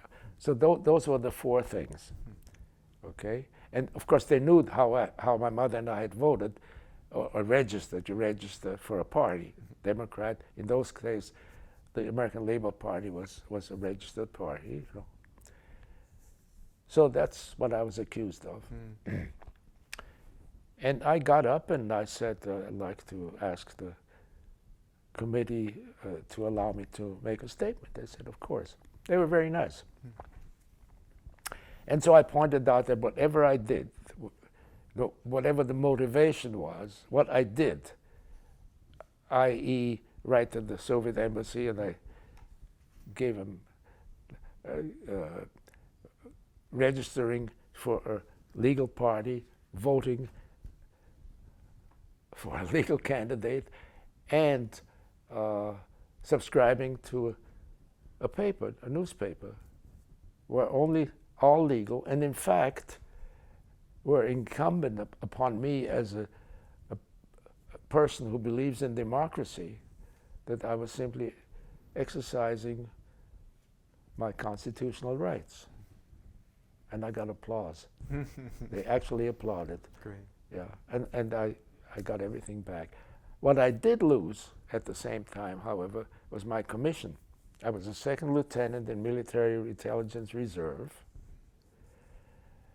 and I got what is called a discharge under honorable circumstances, not an honorable discharge, which means that it's a discharge for the benefit of the government, kind of thing. Right. I didn't do anything illegal or anything, but it was for their benefit.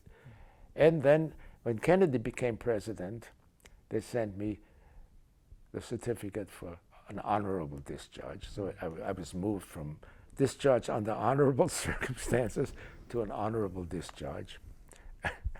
So that story just tells so much about the environment that you were in, or the times yes, that you were living through. And you know, just another instance of, and it didn't in any way impinge on my life otherwise. It gave me a big headache all the time, you know, these things, but it didn't hold me up in promotions. It didn't, you know, I got my fellowships to go to Zurich. ONR gave me funding when I was a professor here, you know, so that it didn't haunt me other than, you know, giving me, and I don't sleep well anyway, so I slept exceptionally badly in those days. I bet. You know, oh my goodness. So, but that was really the only effect. So. Right. And it's another interesting experience. You know, if you look back on it, you say, gee, look at the things I lived through. Yeah. You know, Yeah. it's times of great suspicion and fear abounding, and Right. You know. So I do want to talk just a little bit more about the dissertation, and you know, what's striking about it to me, and I haven't read any other dissertations on rocket research in this time period. It's laid out very. It's laid out almost as if there wasn't very much about this subject. So you begin. Each chapter sort of begins with a simple model, and then you move through steps to making it more complicated, which to me sounds like something where you would need to almost educate any would-be reader of this dissertation. In other words, by comparison to more recently published dissertations in other fields, you are doing a literature review at the beginning. Yeah. And there's like a wide range of things, and then you narrow Yeah, it and down I have progressively. relatively few references.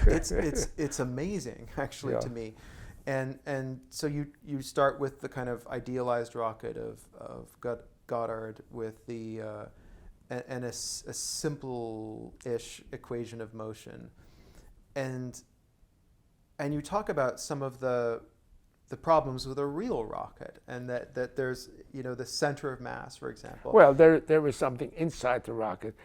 Most of the models that, and the Russians are very proud, they had a guy who wrote that simple equation down already 100 years ago. It has his name, it's called so-and-so equation. Essentially treats the rocket as a variable mass point, which is contradictory because in Newtonian mechanics, a mass point, a particle, has fixed mass. So this is a particle of variable mass, so zero dimension. And so when you write the equations for that, you get that simplest model,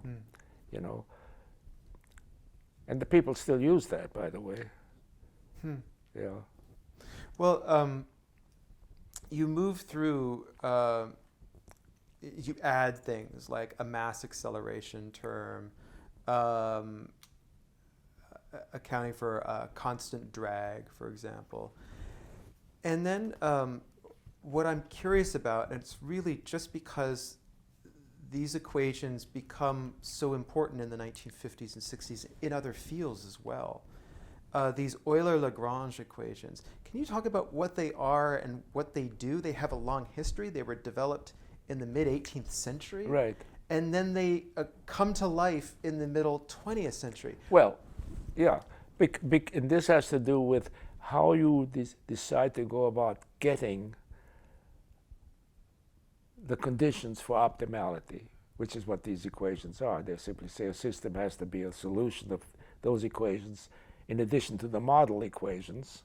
We call the state equations now. And that comes about because in the classical calculus variations and, for example, in Pontryagin's maximum principle, what you're doing is you are comparing what you assume is an optimal solution to neighboring solutions, which presumably are not optimal, or they're certainly not better than optimal. What conditions arise when you do that, when you look at the equations for those solutions?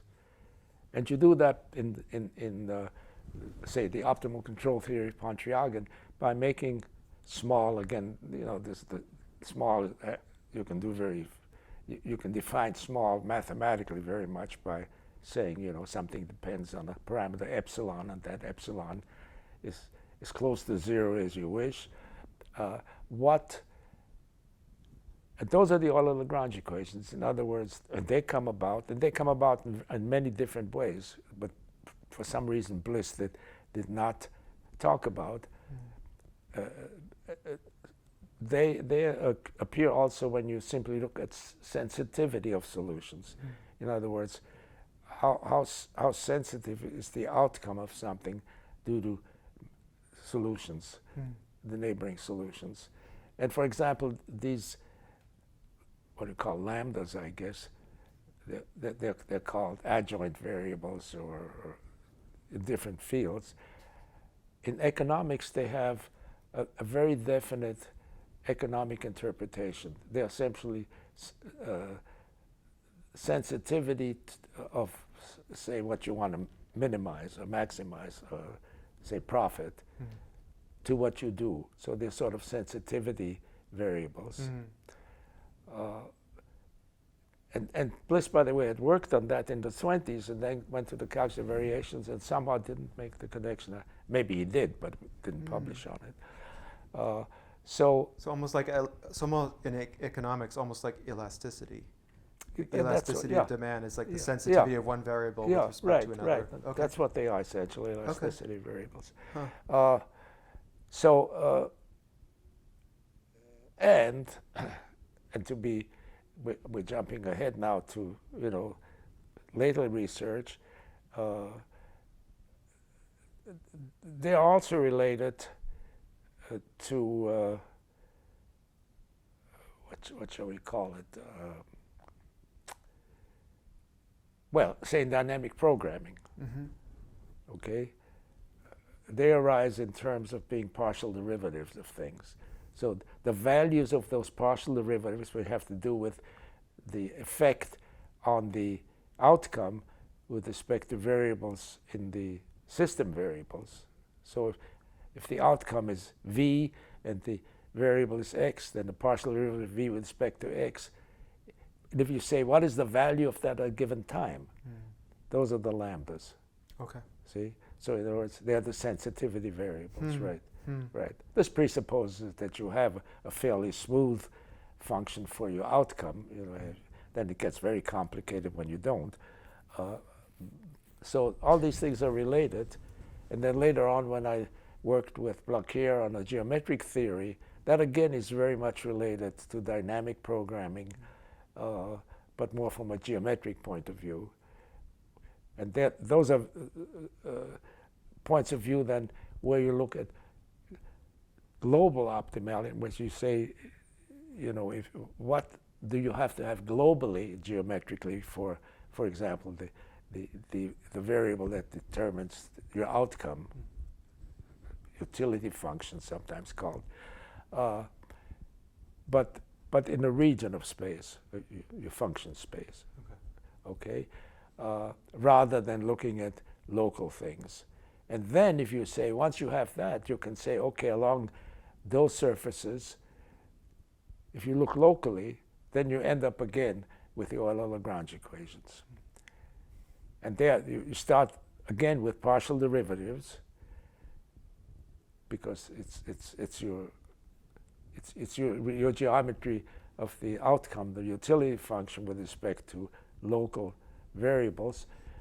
And again, you say, if you now are along a particular trajectory, so at any given time, what is the value of those variables? They again turn out to be those adjoint or state variables, the lambdas in this thing.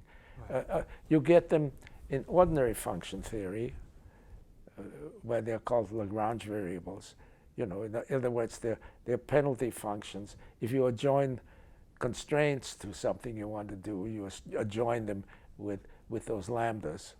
You know, but that's got to be sort of a trick, and unless you actually analyze where did these come from, you haven't got a complete theory. Right. And you get people who just do it. They say, you know, if I add something which has to be equal to 0 to something that I want to maximize, you don't change anything. Well, then you say, what the hell are you doing?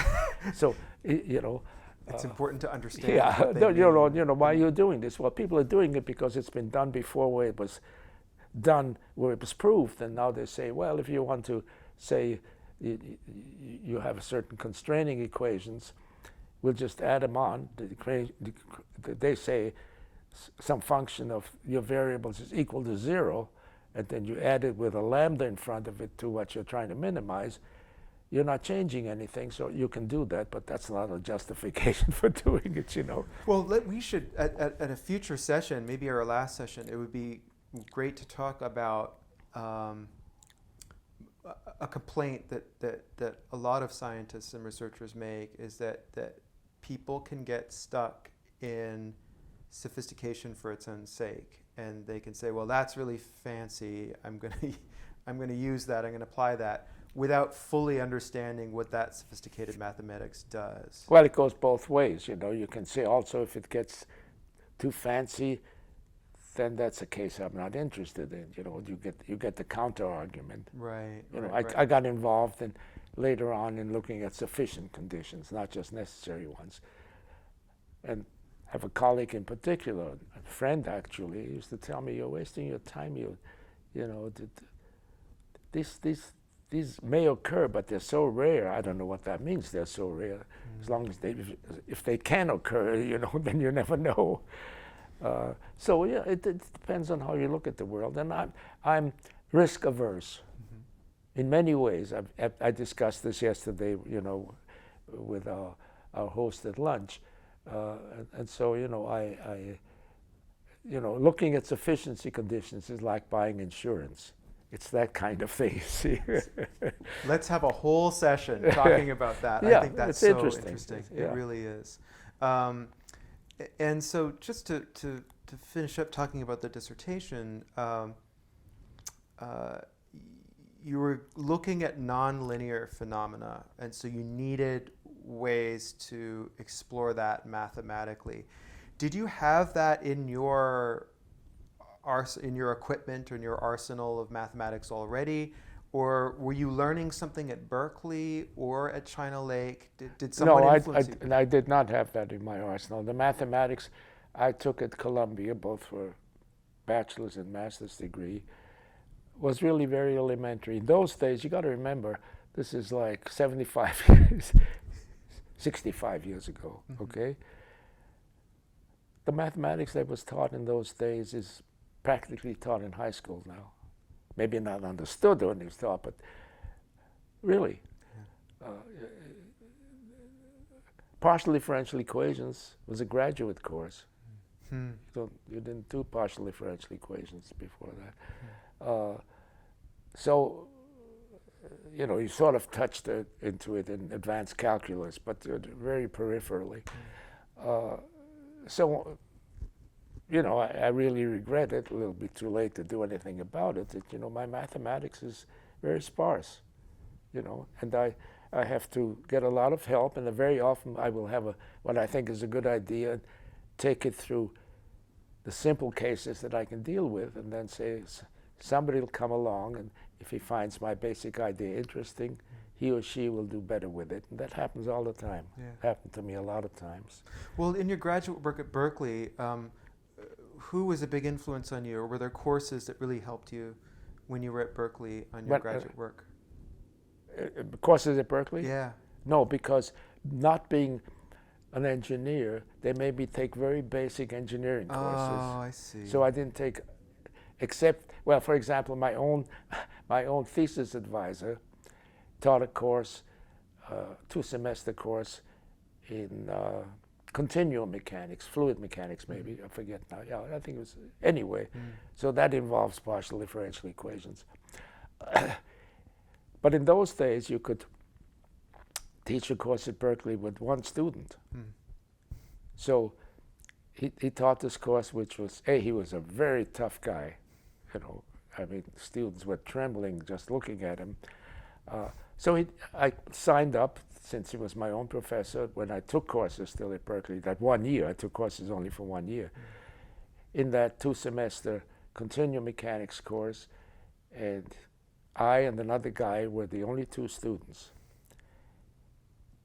He gave a perfectly formal lecture, Tuesday and Thursday, 2-hour lecture,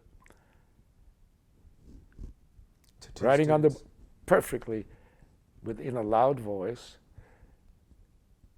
And there's a funny side story about this, because second semester I was the only student, okay?